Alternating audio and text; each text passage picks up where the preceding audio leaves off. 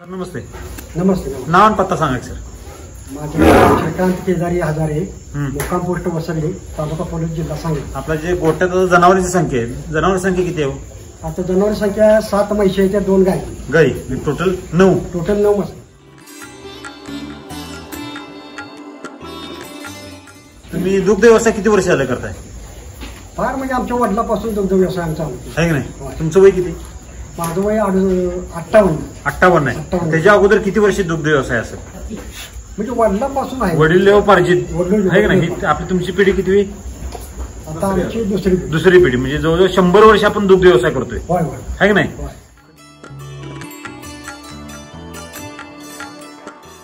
तुम्ही बघतो आता हे आपण जी जनावर आहेत म्हशी, आहे की नाही, त्याच्या अंगावर जर तेज बघायला गेलो, अगदी गुडगुडीत आहे. ही पहिल्यापासून अशी गुडगुडीत होती का हो? पहिली नव्हती अशी. बर. कशी होती अगोदर? तब्येत कशी असायची अगोदर? तब्येत तशा तब्येत कितीतरी खायला घातल्या तर वैरण राखायच्या. बर. हा. व्यवस्थित वैरण खात नव्हते. तजेलपणा हे असा नव्हता. अंगावर तेज नव्हतं अजिबात. बर. आणि एवढं अंग धरलेलं होतं का? अंग धरलेलं एवढं पण नव्हतं. बर. आणि काय समस्या काय असाय? दुग्ध व्यवसायात समस्या काय होत्या? फॅटचा प्रॉब्लेम याचा आम्हाला. फॅट बरोबर लागत नव्हती. बरं. फॅट किती लागत होतं अगोदर? किती लागत होतं अगोदर? 7, 7.5 पत्र फॅट. 7 फॅट. आता म्हशीचं 7 फॅट म्हणजे लईच कमी झाले, आहे की नाही? तसं गाईचं फॅट, जर्सी गाईचं फॅट जवळजवळ 7 लागायला पाहिजे, आहे की नाही? 6, 6.5. आपलं मिल्कच्या जो वापरतो 6.5, 6.5 फॅट लागते जर्सी गाईचं. आता म्हशीचं फॅट किती लागते? आता म्हशीचं 8, 8.5 फॅट लागते. म्हणजे 1.5 पॉईंटचा फरक पडलेला आहे.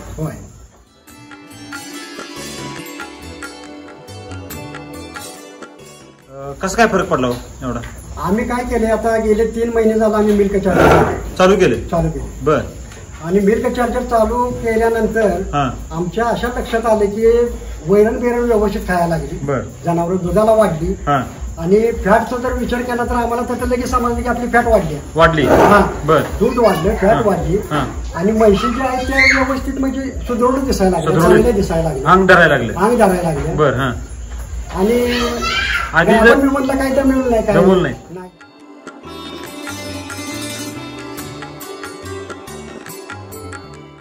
किती महिने झाले वापरताय? हे आता आम्ही 3 महिने झाले. 3 महिने झाले वापरत, आहे की नाही? अगोदर म्हशी कितीदा रिपीट व्हायच्या? तरी 3-4 वेळा रिपीट व्हायच्या. 3-4 वेळा रिपीट व्हायचे. म्हणजे किती दिवसानंतर रिपीट व्हायचे त्या एकदा भरवल्यानंतर? एकदा भरवल्यानंतर 45 दिवसाच्या परत भरवायला लागेल. म्हणजे ती जर 3दा जर रिपीट झाली तर 45, 45, 45 किती महिने गेले? 45 दिवसाचे 3 डब्बे झाले. तर किती दिवस झाले? 90 आणि ते 45, 4.5 महिने आपले वेस्ट जायचे. असं प्रत्येक जनावराला समस्या यायच्या, आहे की नाही? त्यावेळेला मिल्क चार्ज चालू केल्यापासून किती गाभण राहिले? आता 3 गाभण आहे. 3 गाभण राहिले. त्या परत एकदा भरवल्यानंतर परत रिपीट झाल्या का? अजिबात नाही झाले. बर. म्हणजे मिल्क चार्जरनं काय काय काम केलं? मिल्क चार्जरनं अंगावरची सुदृढपणा चांगले राहणे, गावाला दमवत नाही, वैरण खात्यात व्यवस्थित, फॅटची आपल्याला चांगलीच म्हणजे चांगलं फॅट येते. फॅट चांगली मिळाली. पहिली फॅट अशी लागत नव्हती. आणि गोठ्यात आलं की समाधान वाटतंय मिल्क चार्जर मुळे. का बरं? एवढंच. का बरं? मसरच चांगले दिसतात. काय शेतकऱ्याला समाधान कशात असते हो? जनावरांचं रोगराई नसावी, आहे का नाही? त्यांचा दवाखाना कमी व्हावा किंवा बंद व्हावा.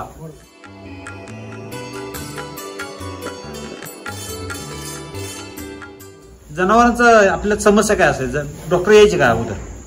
पहिले डॉक्टर येत होते. काही वरचीवर प्रॉब्लेम काहीतरी असायचा याचं. पण मला वाटतं आता या 3-4 महिन्याचा जो काही नाही. म्हणजे मिल्क चार्जर डॉक्टर पण बंद केली. म्हणजे काय माहितीये का, ताकद वाढली जनावरांची. बर. त्यामुळे रोगाला बळी पडत नाही, शक्यतो बळी पडत नाही. बर. खाऊन पिऊन अगदी चांगली समाधान यायचे. बर.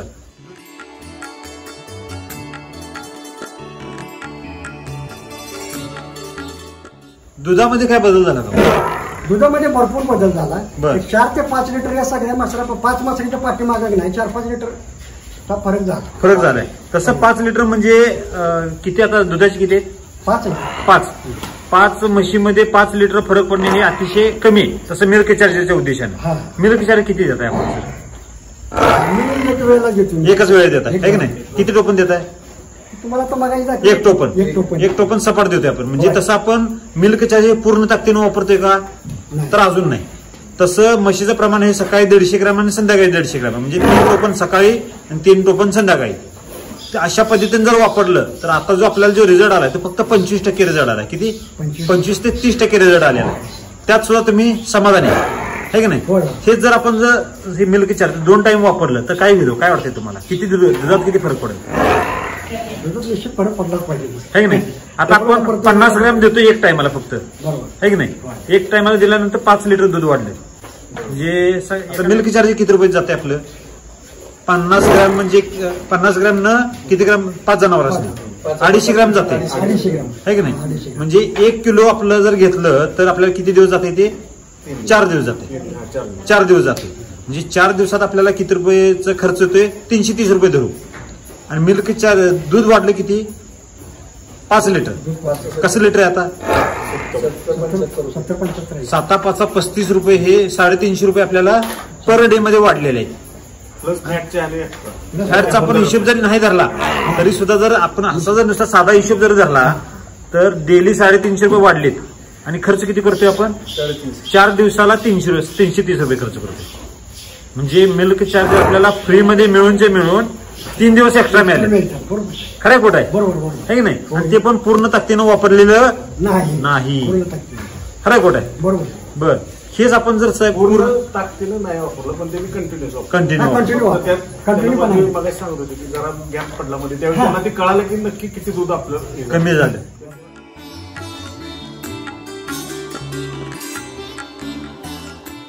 तुम्ही मध्ये काय खंड काय केला होता का?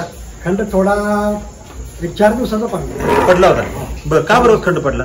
खंड पडला म्हणजे पोतं जरा मागवायला लेट माझ्याकडनं हायवे झाली. बरं. पोतं संपली सांगितलं नाही, पोतं लगे मिळत नाही. बरोबर. हा, ती 25 किलोची बॅग असते. बरं. ती पवार साहेबांनी आम्हाला दिली, 4 दिवसात दिली. 4 दिवस आपण ते मिल्क चार्जर वापरलं नाही. त्यात बदल काय झाला? बदल झाला म्हणजे दुधाला कमी आली, फॅटचा प्रॉब्लेम आला, फॅटला कमी आला. किती लिटर दूध कमी आलं?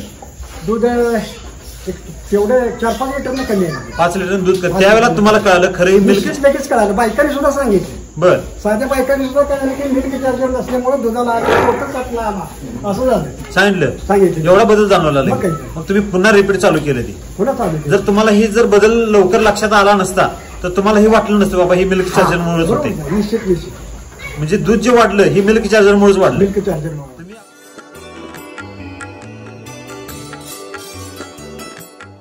तुम्ही अगोदर ही जी मिनरल मिक्सचर वगैरे जे आहे ते अगोदर काय वापरत होता का जनावर? इतर पावडर काय वापरत होता का? वापरत होते. काय तर वापरत होता, आहे की नाही? ते एवढ्या पावडर तुम्ही आता किती नमुन्याच्या वापरले असतील तुम्ही पावडर? तरी 2-3 नमुन्याचे पावडर वापरले. त्याच्यामुळे काय दुधात बदल झाला होता का? म्हणजे अंग धरणं एवढा मोठा बदल नव्हता. बरं, काहीच बदल झाला म्हणजे एवढा विलक्षण असतो पण नाम मात्र बदल म्हणायचं. एवढा मोठा बदल नव्हता. शेणात काय बदल? शेणात काय बदल झाला का? शेणात आता एकदम बारीक पाहिजे असं शान, म्हणजे पहिलं कसं चरबाट शान असायचं.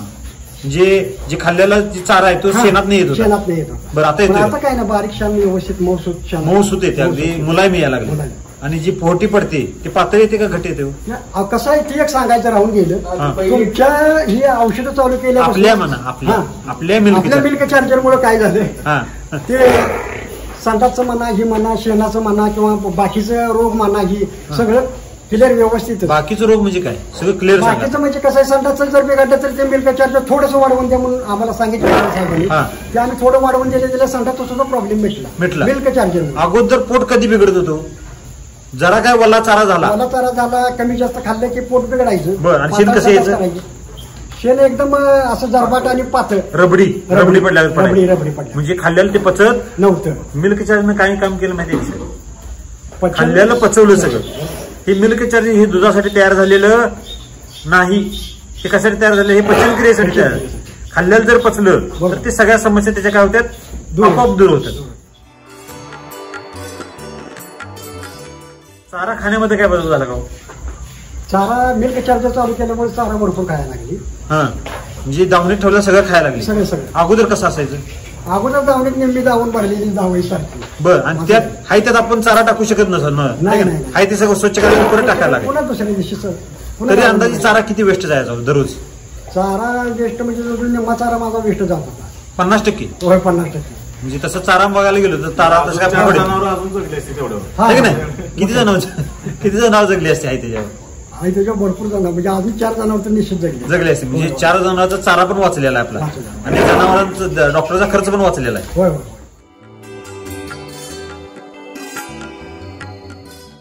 आता समस्या काय वाटतात तुम्हाला दूध व्यवसायामध्ये? आता हाऊस येते का काय वाटते? आता हाऊस येते, जनावर चांगली दिसतात, दूध व्यवस्थित आहे, फॅटला चांगला आहे. त्यामुळे मी एक निर्णय घेतला की मिल्क चार्जरला तोड नाही. तोड नाही. कसं काय बरं? मिल्क चार्जर चांगलंच आहे. तसं बरेच शेतकरी म्हणते मिल्क चार्जर महागडा आहे. महागड्या असू द्या, पण त्याचा गुणकार्य हे आम्हाला परवा महागडं झालं आम्हाला कळालं. साधं उदाहरण आहे. महागडं तुम्ही म्हणताय किंवा कोण शेतकरी म्हणतात 350 रुपयाचं मिल्क चार्जर म्हणजे दुधात उत्पादनात वाढ झाली आणि 250 किती 330 रुपये हे 120 रुपयाचं तुम्ही मिल्क चार्जर रोज घालताय. 150 रुपये मग महागडं. 150 कसं? एक थोडा 4 दिवस जातो. नाही आत्ताचं गणित म्हणजे एक टाइम देऊन सुद्धा 4 दिवस जातो. म्हणजे 330 भागिले 4 करा, किती रुपये झाले? 80 रुपये झाले पर डे. पर डे आपला 80 रुपयाचं मिल्क चार्जर जाते. 100 रुपये धरा. 100 रुपये धरू आपण. काय झालं? 100 रुपये खर्च करून आपल्याला किती रुपये यायला लागलेत? 350 रुपये वाढायला. म्हणजे किती पट उत्पादन वाढलं आपलं? महाग कसं होऊ शकते आहे का नाही? म्हणजे उत्पादन पण त्या पटीत वाढलं. तर आता हे झालं दुधाचं उत्पादन. त्यानंतर तुमचा दवाखान्याचा खर्च, औषधाचा खर्च, फॅटमध्ये फरक पडलेला, शेणात फरक पडलेला. आणि शेण जे आपलं जे शेतीला जाणार आहे ती शेती सुद्धा सुदृढ होणार आहे. जे आधी पातळी शेण जात होतं शेतात त्याला काय शेती सुधारत होती का आपली? नाही. आहे की नाही? बर.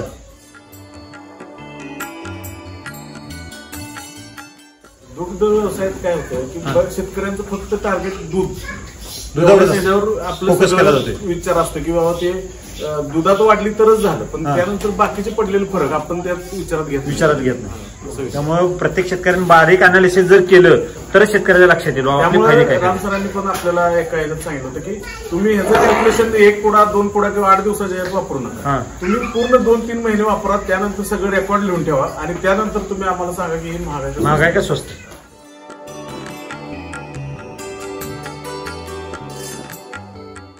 सुरुवात कशी केली होती तुम्ही?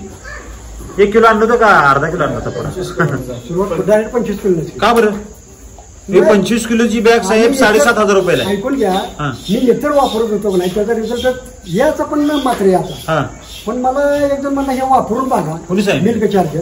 पवार सांगितलं वापरून बघा, रिझल्ट चांगला आहे. म्हणजे वापरून बघायला काय अडचण आहे, जनावर चांगली म्हणजे हायच आपली. त्यामुळे ते मी डायरेक्ट म्हणजे 25 किलोची बॅग मला एवढी मागवली होती. तुम्हाला असं वाटलं नाही का एवढी 7,500 रुपयाची बॅग 25 किलोची बॅग 7,500 रुपयाला? त्याचं मी युट्यूबवर हे जरा ऐकलेलं होतं आणि त्याचं कुठं तर ते निश्चित काम करणार ही मला खात्री होती. व्हिडिओ मध्ये काय शिकायला मिळालं तुम्हाला? म्हणजे कुठल्या जनावराला काय लागते काय नाही, काय फायदा झाला, काय रिझल्ट आले, काय रिझल्ट आले, तसा ते आम्हाला रिझल्ट आलेला आहे. बरं. जसं व्हिडिओ मध्ये बघितलं तसं आपलं हो तसं झाले. तसं घडलं. बरं.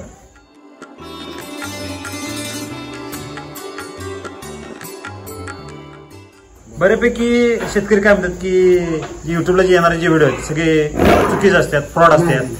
त्याबद्दल काय म्हणायचं तुम्हाला? काय म्हणतात तुम्ही आता बघितलं सगळं प्रत्यक्षात मी माणूस खोटं बोललं तर जनावर खोटं बोललं. खोटं बोललं मग काही आहे की नाही? राम सरांनी एवढी चांगली टेक्नॉलॉजी निर्माण केली. राम सरांना तुम्ही काय संदेश द्याल? राम सरांना एवढं सांगतो काय की जे तुम्ही प्रोजेक्ट तयार केला हे केले पण चांगले आलं आणि शेतकरी याच्याकडे समाधानी 1 नंबरचं तुम्ही औषध केलं याबद्दल आभारी आहे.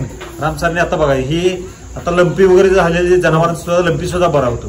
म्हणजे महाभयानक रोग, म्हणजे तो लंपी सहजासहजी बरा होणारा नाही. बरीच जनावर दगावली पण एका गावात म्हणजे साधं खेडगाव आहे ते 100 जनावर दगावलेली होती ह्या लंपीमुळे फक्त. आणि त्याच एका गोट्यामध्ये आम्ही गेलो होतो व्हिडिओ शूटिंगला, तर त्यांचा 3 तासामध्ये लंपी बरा झाला होता. 3 तासामध्ये. का बरा झाला तो?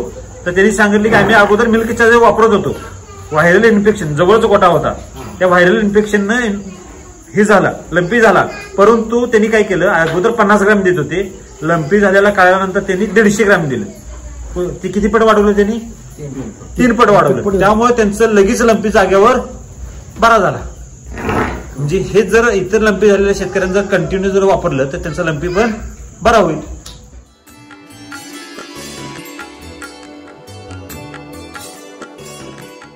तर ही दुग्ध व्यवसाय करणारे जे काही शेतकरी आहेत त्यांना तुम्ही काय संदेश द्याल? काय नाही कसं आहे माहिती का, ही दुग्ध व्यवसायाने हे जे आता आहे हे डॉक्टरचा खर्च कमी होतो, जनावर शाबूत राहतात, दूध आपल्याला जास्त मिळतं, फॅटचा 1 नंबरला फॅट वाढली जाते, त्यामुळे हे मिल्क चार्जर वापरायला काय अडचण नाही. घरातल्या दुधात तुम्हाला काय फरक पडला का, म्हणजे खाण्यामध्ये काय खाताय तुम्ही त्याच्यात तुम्हाला घरात दूध खातो म्हणजे कसं आहे, शाही बी इकडे तिकडे पहिली अशी एवढी येत नव्हती, आम्ही काय करतो लोणी काढतो, त्यामुळे लोणी बिणी जास्त मिळतं. चवीत काय फरक पडला का, घरात दूध आपण घरात खातो त्या ह्याच्यात चवीमध्ये काय तुम्हाला दुधाचा फरक वाटला का? होय होय गोड झालं गोड साधारण गोड येते. हा गोड येते.